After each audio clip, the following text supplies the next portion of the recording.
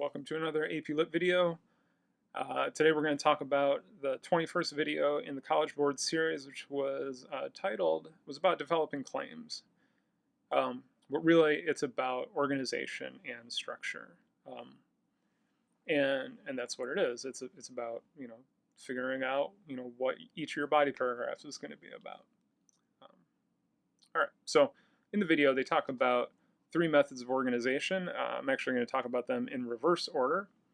The one they talk about last is by device. And so, you've come up with your thesis about a text, and you decide that you are going to support that thesis by breaking it up into a number of devices. So maybe you talk about dialogue in a paragraph, and maybe there's a paragraph you talk about figurative language. Maybe there's a paragraph we talk about selection of detail or irony or something like that. If you remember from class, I've never been a fan of this myself. I think it is artificial and stilted, and there is no really kind of logical progression to your argument if that's how you're writing. The second one they talk about is by order. And for this, you see talk about a paragraph about the beginning, a paragraph about the middle, a paragraph about the end. And certainly in that video they talk about one of the dangers of this is that you will just summarize the plot and not comment, right? Not make any interpretation in there, not support those claims. Sure, that's an issue as well. I think it makes sense oftentimes to go in order, because a lot of times that's how the text is. It goes in a logical order. That seems obvious. The first way they talk about actually is by insight. So what you notice. Okay, I noticed this, and I noticed that, and I noticed this, right? And then these three things will be, kind of your structure. The three things you notice. That allows you to put whatever device you need in there. So if you notice something in this chunk of the text, maybe it's communicated through dialogue, but it's also communicated through symbolism, right? And that can certainly happen, right? These are all they can be effective methods of organization. But I wonder, is it necessary? Do we really need a formula? Do you need to think about what formula you're going to use before you even read the text? And I'm going to say, no, you're better than that. You are better than that. Instead, you read the text, you come up with your interpretations about it. And what do your interpretations say? Do they say that this character is developing kind of chronologically? Then you're going to kind of do it by the order of the text. Do you notice how different parts of a relationship show up in different parts of the text? And maybe you're doing it by insight. This is, you do whatever you feel you need to do, and you don't worry about adhering to a specific organization beforehand. All right, I trust you. You can do it. What's the text about?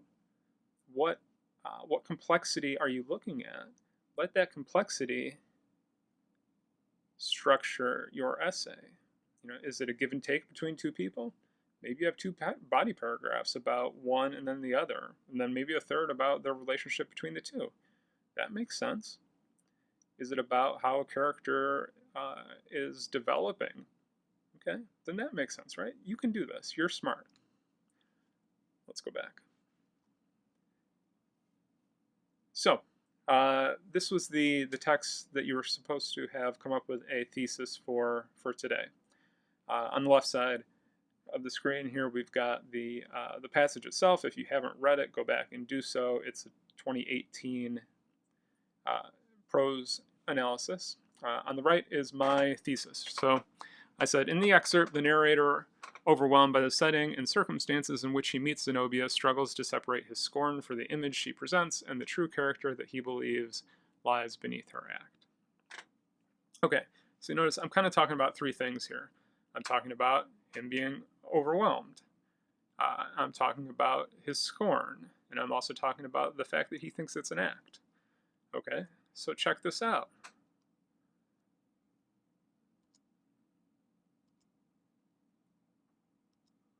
Right, this blue part is where he's overwhelmed, right? He's overwhelmed with the opulence of the image.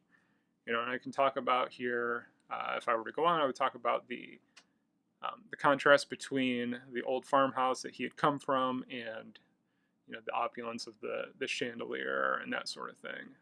You know, and talk about all the different, you know, there's the marble and the vases and all of that kind of thing.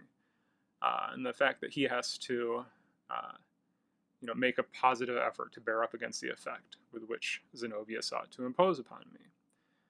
And then we see what happens there is that that image that she seeks to impose on him leads him to scorn, you know. And he malevolently beheld the true character of the woman, passionate, luxurious, lacking simplicity. You know, and he looks down upon her. Though, right, she also really feels too powerful for him.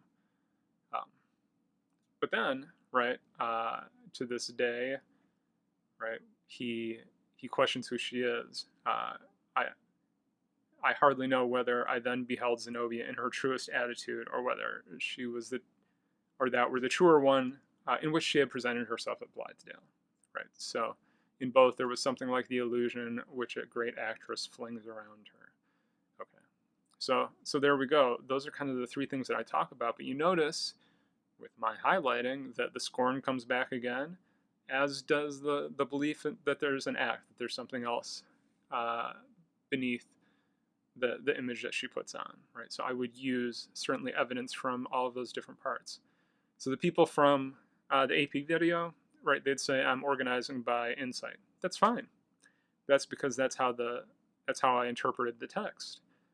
I certainly could have interpreted the text in a different way, or a different text. I might interpret a different way. I might do in order. I would never do it by device, but I might do in order. There's no point in deciding what you're going to do right now. You need to wait for the text and come up with an organization then, you know, what you want to talk about. Okay, and I trust you to do that. I think you're going to do a great job. Okay, so for tomorrow, I would like you to watch AP video number 22. And then write and submit a body paragraph from your outline, the one that you did today. So I would choose one of those three that I came up with and write a body paragraph about it. In that, you should include evidence and, of course, embed quotes. So I hope you enjoy this fine May 6th. I know a couple of you have birthdays today, as do I. Happy birthday to us. I hope it's all good, and I will see you later.